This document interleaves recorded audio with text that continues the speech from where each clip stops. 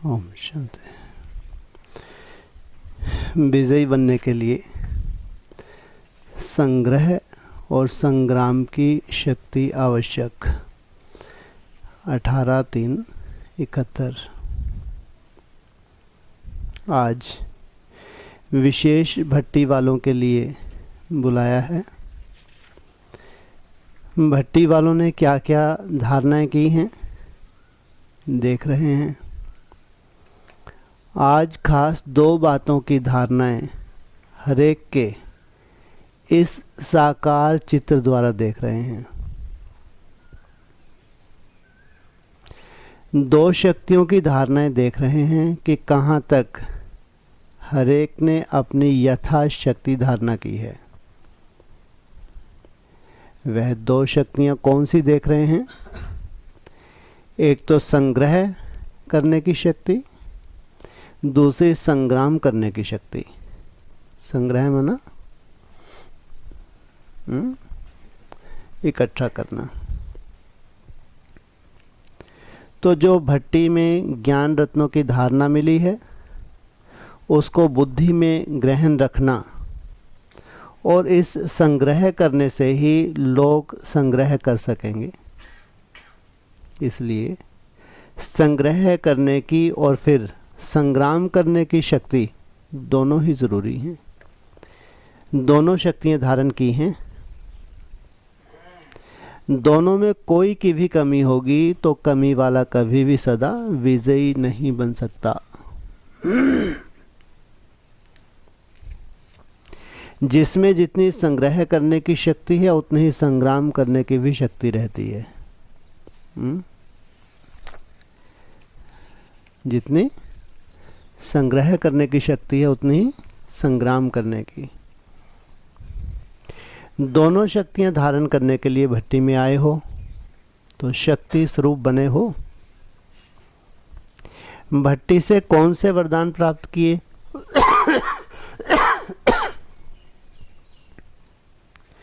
भक्ति मार्ग में वरदान देते हैं ना, पुत्रवान भव, धनवान भव। लेकिन इस भट्टी से क्या मुख्य वरदान मिला? शिक्षक बने व मास्टर वरदाता भी बने। एक वरदान मिला शक्तिवान भव। दूसरा वरदान मिला सदैव अव्यक्त एकरस अवस्था का। कौन कौन से वरदान मिले? पहला शक्तिवान भव, दूसरा एक रस अव्यक्त अवस्था का।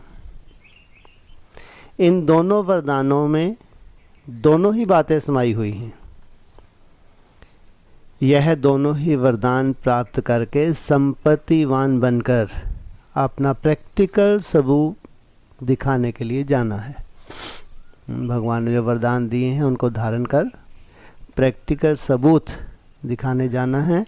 ऐसे नहीं समझना कि घर जा रहे हैं व अपने स्थान पर जा रहे हैं, लेकिन जो शक्तियां व वरदान लिए हैं उन्हों को प्रैक्टिकल करने के लिए विश्व स्टेज पर जा रहे हैं, ऐसे समझना है। स्टेज पर एक्टर को कौन सी मुख्य बातें ध्यान में रहती हैं? अटेंशन और एक्यूरेसी। एक तो एक्टर बहुत अटेंशन रखता है कि उसका एक्टिंग कैसी हो और एक्यूरेसी भी हो। अटेंशन और एक्यूरेसी, यह दोनों ही बातें याद रहती हैं। ऐसे ही आप लोग अब इस स्टेज पर एक्ट करके बाप दादा को प्रत्यक्ष करने के लिए जा रहे हो, तो यह दोनों ही बातें याद रखना। हर सेकंड, हर संकल्प में अटेंशन और एक्यूरेट। नहीं तो बाप दादा को प्रत्यक्ष करने का श्रेष्ठ पार्ट बजा नहीं सकेंगे। बाप को तो प्रत्यक्ष होना है, लेकिन प्रत्यक्ष करने का श्रेष्ठ पार्ट बजाने के जो निमित्त बने। तो अब समझा क्या करने जा रहे हो? बाप दादा को प्रत्यक्ष करने का पार्ट प्ले करने जा रहे हो। कहाँ जा रहे हो? हैं जी? सेवा पे? कौन सी सेवा पे जा रहे हो? हैं? कोई जा रहा होगा।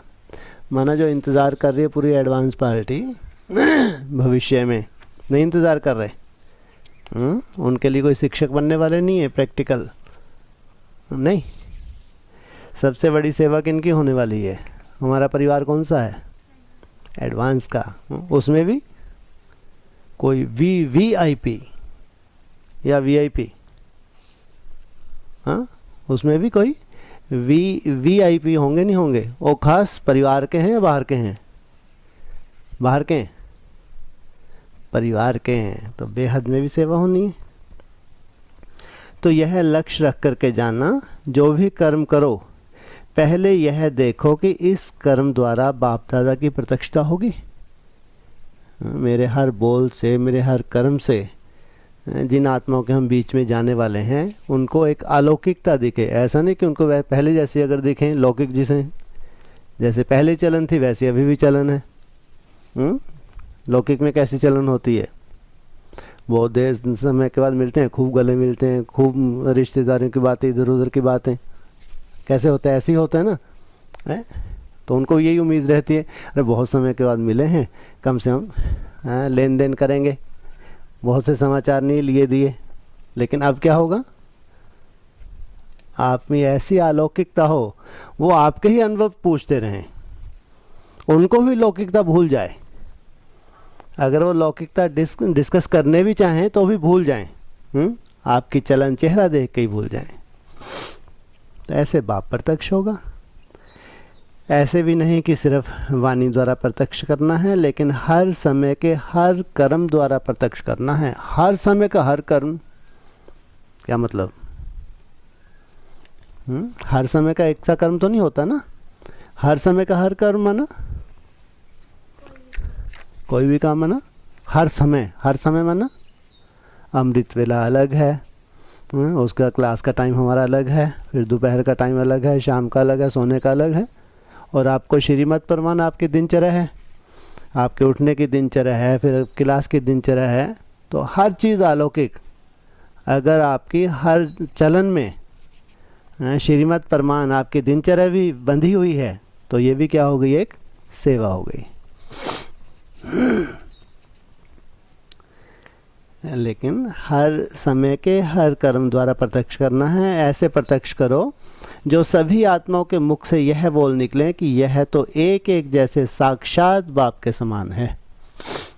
यह है सेवा। आपका हर कर्म दर्पण बन जाए, जिस दर्पण से बाप दादा के गुण और कर्तव्य का दिव्य रूप और रूहानियत का साक्षात्कार हो। लेकिन दर्पण कौन बन सकेगा? जो ना सिर्फ संकल्पों को लेकिन इस देहाभिमान को भी अर्पण करेगा। जो देहाभिमान को अर्पण करता है उसका हर कर्म दर्पण बन जाता है। जैसे कोई चीज़ अर्पण की जाती है तो फिर वह अर्पण की हुई चीज़ अपनी नहीं समझी जाती। तो इस देह के भान को भी अर्पण करने से जब अपनापन मिट जाता है तो लगाव भी मिट जाता है। ऐसे समर्पण हुए। ऐसे समर्पण होने वालों की निशानी क्या रहेगी? एक तो सदा योग युक्त और दूसरा सदा बंधन मुक्त। किसी के बंधन में भी बंधने वाले नहीं। योग युक्त का अर्थ ही है देह के आकर्षण के बंधन से भी मुक्त। जब देह के बंधन से मुक्त हो गए तो सर्व बंधन मुक्त बन जाते हैं। सबसे बड़ा बंधन कौन सा है? देह का। यह निशानी अपनी सदा कायम रखना। अगर कोई भी बंधन युक्त होंगे तो योग युक्त नहीं कहलाएंगे, प्रैक्टिस करने वाले ही बने रहेंगे। हाँ, आज भी प्रैक्टिस कर रहे हैं, 21 में भी प्रैक्टिस कर रहे हैं, 27-28 में प्रैक्टिस और 36-37 तक भी प्रैक्टिस। कारण क्या निकला? कारण क्या निकला? हाँ, बंधन मुक्त नहीं बने। प्रैक्टिस तो कर रहे हैं लेकिन योग युक्त कितना होंगे? जितना बंधनों से मुक्त होते जाएंगे उतना ही योग युक्त होते जाएंगे। जो योग युक्त होगा तो उसकी परख भी यह होगी, जो उनका हर संकल्प, हर कर्म योग युक्त होगा, क्योंकि जो भी युक्तियां सर्व प्रकार की मिली हैं उन युक्तियों की धारणा के कारण युक्ति युक्त और योग युक्त रहेंगे। समझा परख की निशानी? इससे अपने आप को समझ सकते हो कि कहाँ तक पहुँचे हैं। इसलिए कहा कि संग्रह और संग्राम की शक्ति दोनों भर कर जाना। रिजल्ट क्या देखी? सर्टिफिकेट मिला। एक अपने आप से सेटिस्फाई होने का सर्टिफिकेट लेना है, दूसरा सर्व को सेटिस्फाई करने का सर्टिफिकेट लेना है, तीसरा संपूर्ण समर्पण बनने का। समर्पण यह नहीं कि आबू में आकर बैठ जाएं, तो समर्पण होने का भी सर्टिफिकेट लेना है।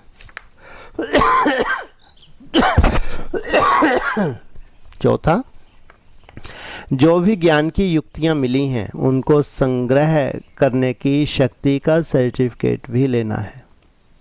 यह 4 सर्टिफिकेट अपने टीचर से लेकर जाना। कोई बात में 100% मार्क्स भी इस ग्रुप को हैं। वाह, क्या कहा? कोई बात में 100 मार्क्स इस ग्रुप को हैं। कौन सी बात? पुरुषार्थ के भोलेपन में 100% हैं। बाबा ने पूरे ग्रुप को कितना मार्क्स दिए? 100%। क्या कहा? पुरुषार्थ के भोलेपन में। पुरुषार्थ का भोलापन, पुरुषार्थ का चानापन। चानापन क्या होता है पुरुषार्थ का? पुरुषार्थ का भोलापन, भोलापन लगा दिए ना।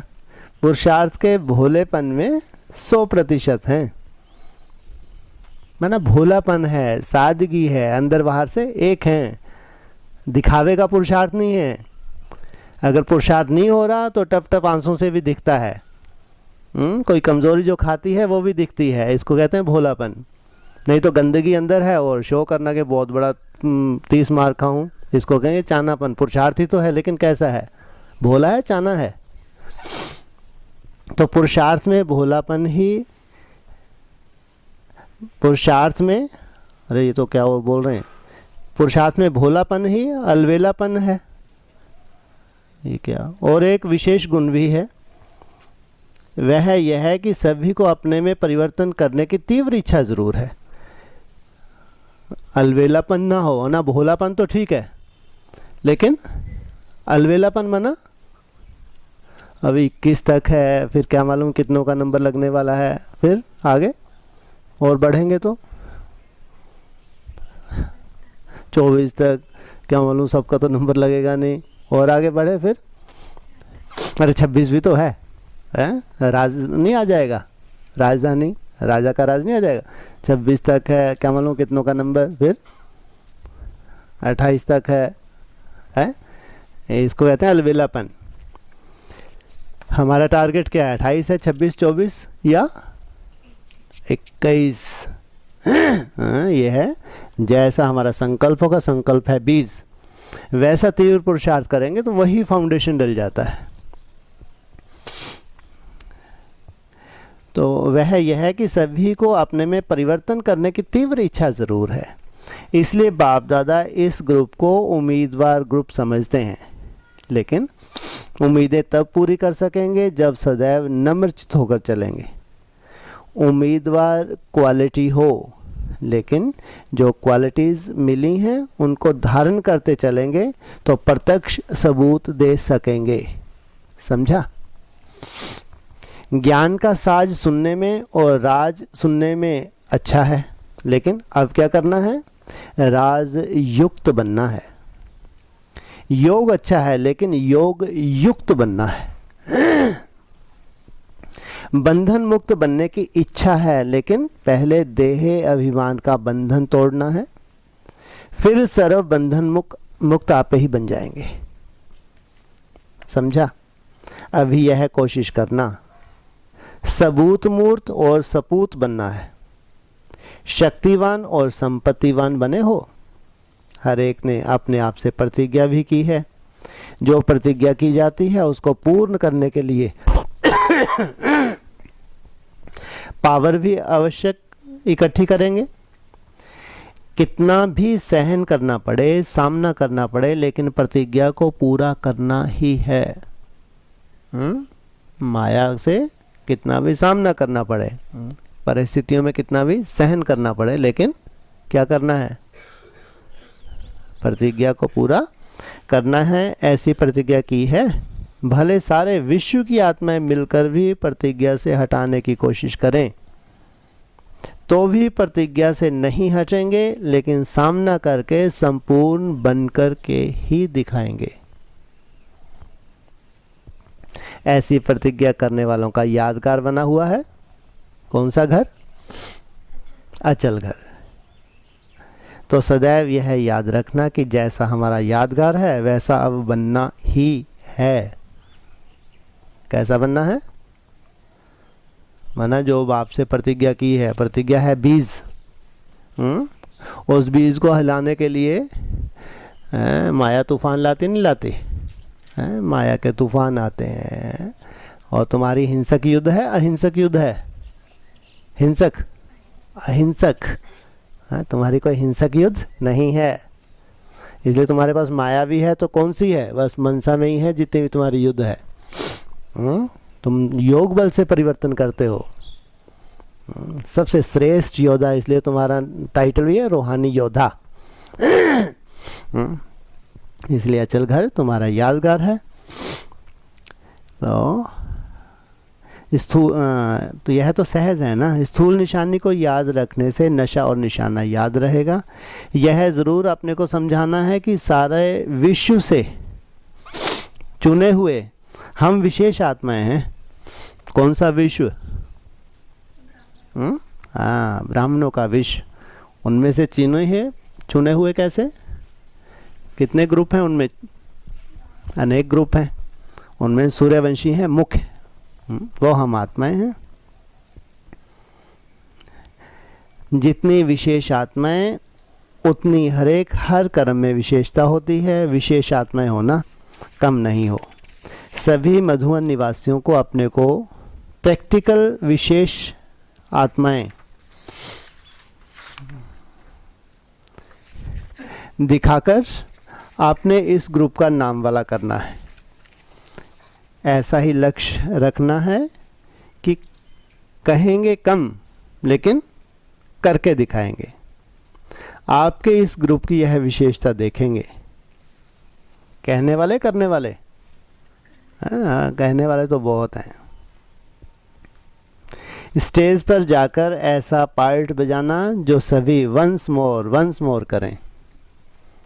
आपकी आत्मिक स्मृति, आपकी रूहानियत को देखकर अगर आप थोड़ा साइड में हटें, वो बोले एक बार और देखें इनको, इनकी रूहानियत को एक बार और इनका साक्षात्कार हो। वंस मोर, एक बार और। समझा? आपके निमित्त टीचर आपके ग्रुप को बार बार निमंत्रण दें। आपके निमित्त टीचर आपके ग्रुप को बार बार निमंत्रण दें और ग्रुप्स को एक एग्जाम्पल बनकर दिखाना है। और जितने भी ग्रुप हैं उनके लिए कोई तो एग्जाम्पल बनेगा। कोई अच्छा कर्म करके जाता है तो वह बार बार याद आता है, तो यह ग्रुप भी ऐसा कमाल करके दिखाए। अच्छा, ओम शांति।